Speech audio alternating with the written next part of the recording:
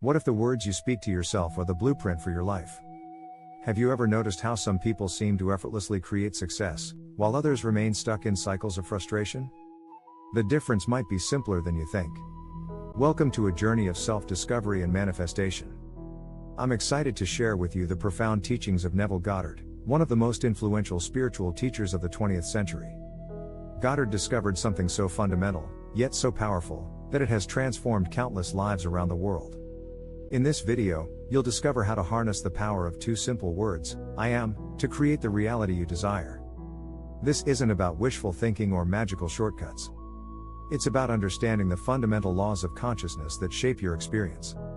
The concepts I'm about to share have changed my life in remarkable ways, and I believe they can do the same for you. If you're ready to move beyond surface-level manifestation techniques and tap into the true source of creation, you're in the right place.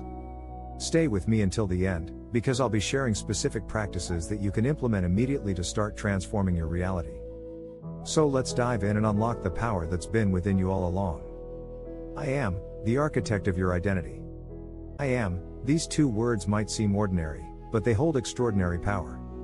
They are not just a phrase but a declaration of being, perhaps the most powerful creative statement in existence. When you say I am, you're doing something profound. You're defining your identity at the most fundamental level. Whatever follows those two words becomes integrated into your self-concept, shaping how you see yourself and how you experience the world around you. Think of yourself as an architect, and I am as your drafting tool. With each I am statement, you're drawing the blueprint of your life. Say I am confident, and you begin building confidence into your identity structure. Declare I am unworthy, and unfortunately, you construct limitations into your self-concept. Neville Goddard taught that these statements aren't merely positive thinking, they're acts of creation. In his own words, you are, at this very moment, drawing into your experience exactly what you're conscious of being. Consider the difference between these statements, I am trying to become successful versus I am successful. The first places success outside yourself in some future state. The second claims it as your current reality. Which blueprint do you think manifests more powerfully? This principle applies to every aspect of your identity. Whether you define yourself as a student, an artist, a parent, an entrepreneur, or a spiritual seeker, each I am statement forms another room in the mansion of your self-concept.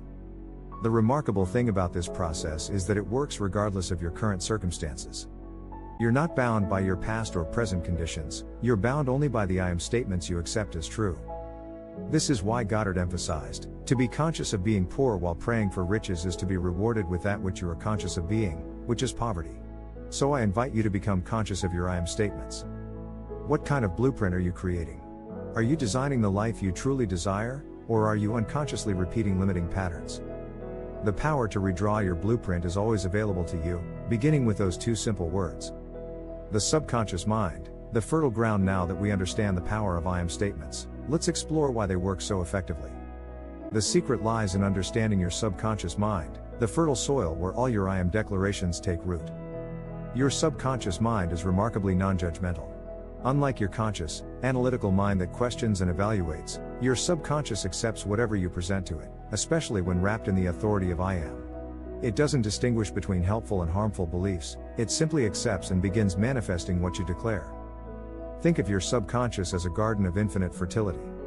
Whatever seeds you plant with your I am statements will grow, whether they're weeds of limitation or flowers of possibility. Plant I am unlovable, and your subconscious will diligently produce experiences that confirm this belief. Plant I am worthy of love, and it will work just as faithfully to manifest evidence of your worthiness.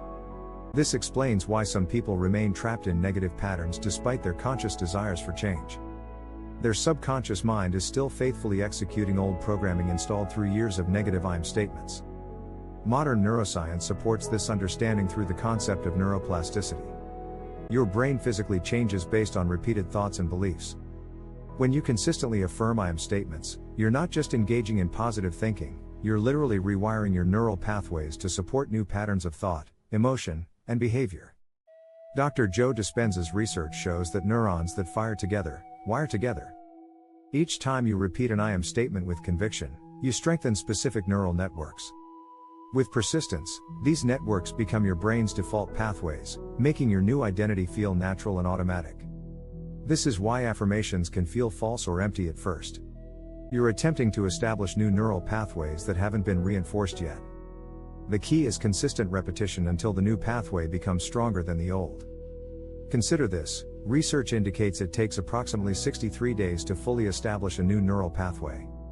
This means your I am practice isn't just psychological, it's a biological process of rebuilding your brain's physical architecture. The implication is profound. By consciously choosing empowering I am statements and repeating them with feeling, you're literally cultivating new neural gardens in the fertile ground of your subconscious mind. Feeling is the secret. Embodying your I am. Now we arrive at perhaps the most critical aspect of working with I am, understanding that mere intellectual repetition of words is insufficient. The missing ingredient that transforms ordinary affirmations into manifestation is feeling. Neville Goddard emphasized this principle so strongly that he titled one of his most important books Feeling is the Secret. He taught that to manifest any desire, you must combine your I am declaration with the genuine feeling of already being or having what you desire. Think about it this way: your subconscious doesn't primarily respond to your words, it responds to your emotional state. Emotions are the language of the subconscious. When you declare I am wealthy while feeling poor and lacking, your subconscious receives mixed signals.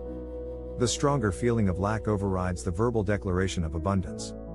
This is why Goddard introduced the concept of living in the end, the practice of experiencing, through imagination, the feeling of your desire already fulfilled.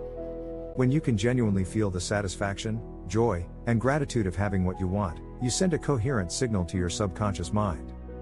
So how do you cultivate these feelings authentically? Here are some practical approaches. First, use sensory imagination.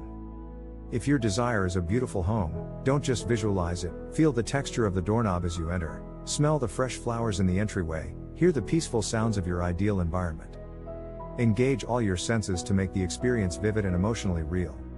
Second, practice gratitude journaling from the perspective of already having received your desire. Write detailed entries expressing thankfulness for how wonderfully things have worked out.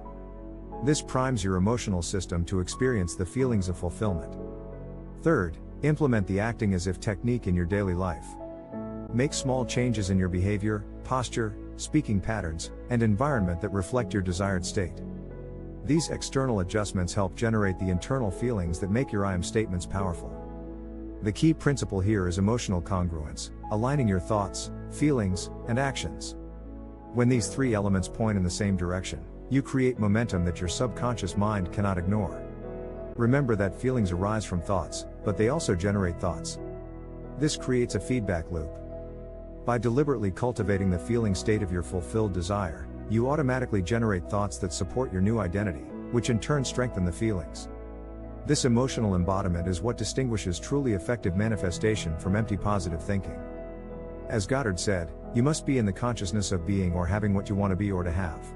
The mental diet, weeding out negativity. Now that we understand the importance of feeling our I am statements, we must address a critical challenge: how do we maintain these empowering states when negative thoughts inevitably arise?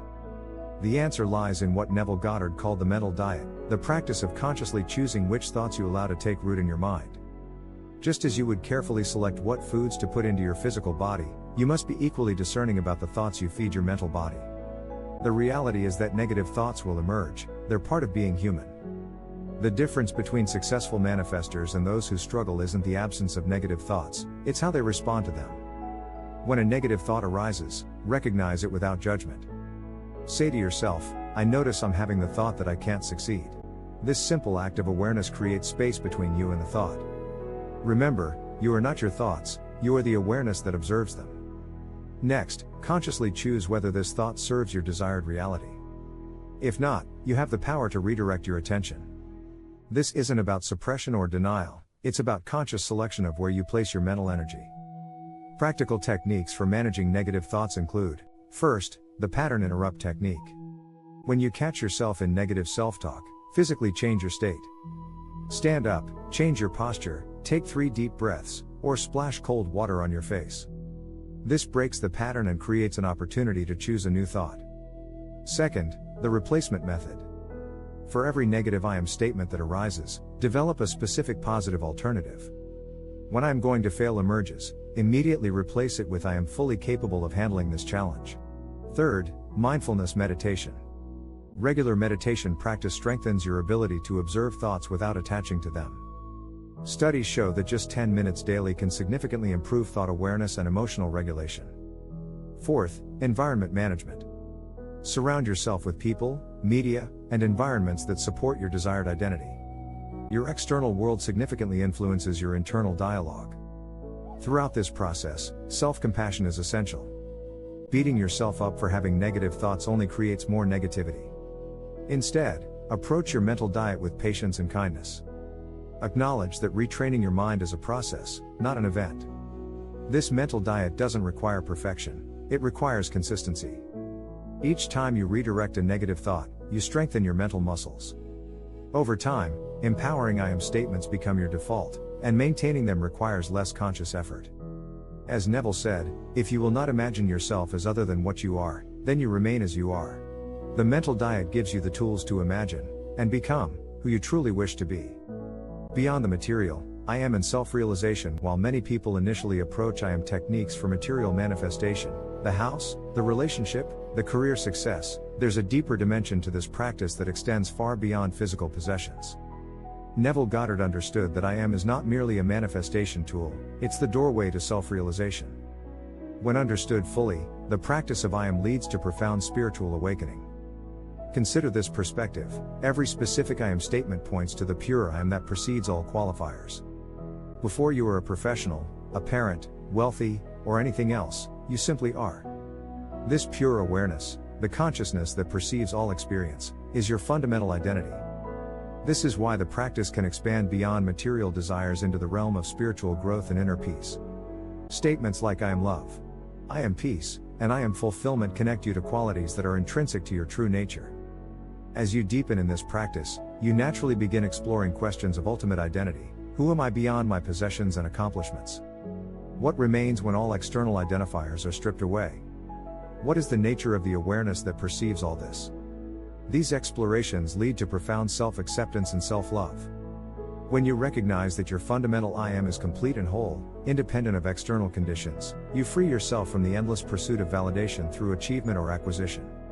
This perspective doesn't diminish your material goals, rather, it places them in a more balanced context. You can pursue success while knowing that your worthiness doesn't depend on outcomes. This paradoxically enhances your manifestation power by releasing the desperate energy that often blocks results. You might begin using I am statements that reflect this expanded awareness. I am already complete. I am connected to infinite possibility. I am the awareness in which all experience unfolds. These declarations shift your practice from striving to recognizing the fullness that already exists within you.